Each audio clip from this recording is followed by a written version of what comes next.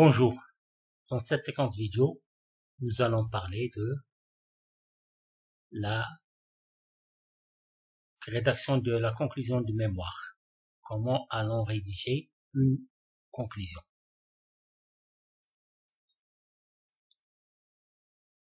Commençons par les caractéristiques. La conclusion, elle clôt le corps du mémoire. C'est-à-dire, on commence un mémoire. Ça commence par une introduction suivie par les différents chapitres et se termine par la conclusion.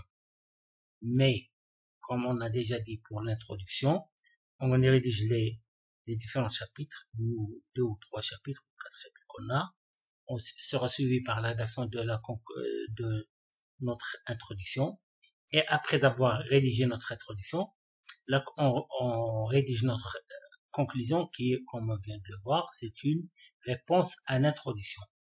La problématique, l'objet de notre travail qui est cité dans l'introduction, la conclusion, normalement, doit être une réponse à cette conclusion. Bien sûr, on ne doit pas apporter aucune nouvelle information, sauf dans les perspectives, mais dans le corps de la conclusion, on ne parle pas de nouvelles informations. On rappelle que ce qu'on a déjà dans notre travail, et bien sûr, avec ça, on ne donne pas d'exemple.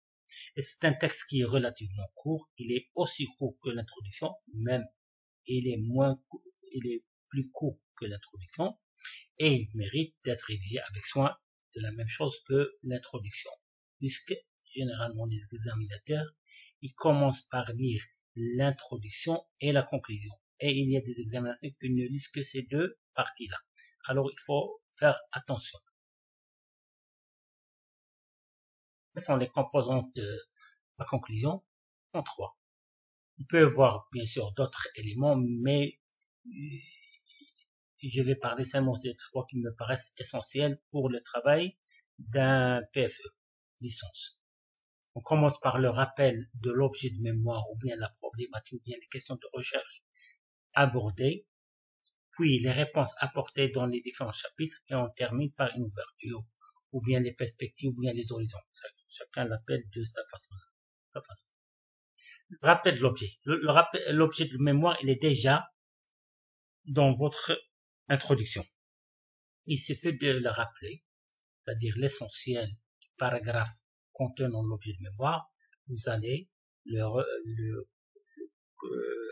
essayer de le rédiger ou bien de le prendre et le mettre dans le débit de votre conclusion. On commence notre conclusion par rappeler l'objet de mémoire. Cet objet de mémoire sera suivi par les réponses apportées dans les différents chapitres, c'est-à-dire l'objet ou bien à la problématique ou bien les questions de recherche. Il y a des réponses que vous avez apportées dans les différents chapitres. Vous allez rappeler les conclusions de ces différents chapitres, c'est-à-dire des mini-conclusions des chapitres. Normalement, un chapitre bien rédigé, il doit se terminer par un paragraphe ou deux rapportant l'essentiel des résultats avec leur interprétation. Alors, ce n'est pas un résumé. Le corps, ces réponses apportées, bien le corps bien le cœur de la conclusion, ce n'est pas un résumé du travail des différents chapitres, mais c'est un rappel des différents résultats et de l'interprétation. C'est des mini-conclusions, c'est-à-dire le rappel des mini-conclusions qu'on a en fait chapitre. Et ces différentes mini-conclusions seront, c'est-à-dire le chapitre contenant ces mini-conclusions sera terminé, sera clos par une réflexion globale, c'est-à-dire une idée, une réflexion, une phrase qui essaie de synthétiser ces différentes conclusions. On termine par une ouverture. Une ouverture, c'est un peu l'équivalent de l'accroche qu'on a déjà parlé dans l'introduction. On commence notre introduction par une accroche, on termine notre conclusion par une ouverture. C'est en fin de conclusion. On commence par parler après de les limites de notre travail, c'est-à-dire que toutefois, notre recherche n'a pas apporté que sur une région limitée, la région d'Oujda ou bien la région de Berghem, mais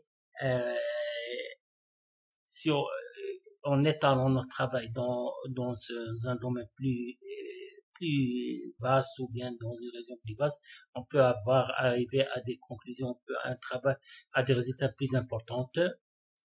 Bien sûr, on peut aussi rappeler un fait d'actualité qui relance le débat. Par exemple, on est en période de confinement lié à Corona. On peut citer des étudiants qui travaillent ou bien qui ont travaillé sur une question de pollution. Ils peuvent rapporter que le Corona va nous pousser à revoir notre système en général, notre vision du monde et notre façon d'aborder la question environnementale. Il peut aussi apporter une observation qui questionne un autre sujet de votre thème, c'est-à-dire en rédigeant votre travail, votre différents chapitres, vous constatez qu'il y a des choses qui méritent d'être plus détaillées. Alors vous pouvez les citer.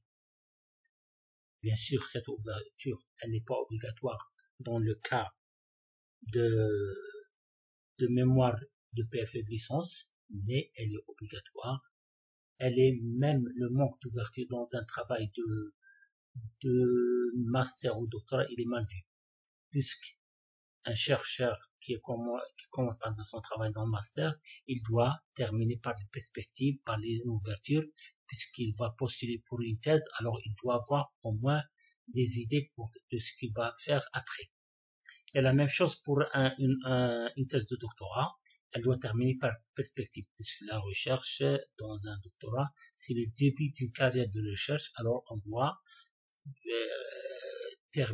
clore notre conclusion par les perspectives de notre travail. Dans le cas de la licence, il n'est pas obligatoire. Essayez de rédiger une ouverture.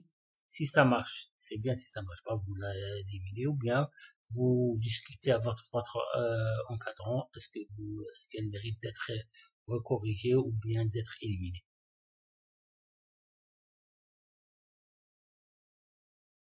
Il faut liser plusieurs conclusions et ce n'est pas seulement plusieurs conclusions, il faut lire plusieurs conclusions et repérer ce qui vous apparaît pertinent ou à éviter. En lisant les conclusions des travaux de recherche, par exemple des thèses, et ça c'est valable même pour l'introduction.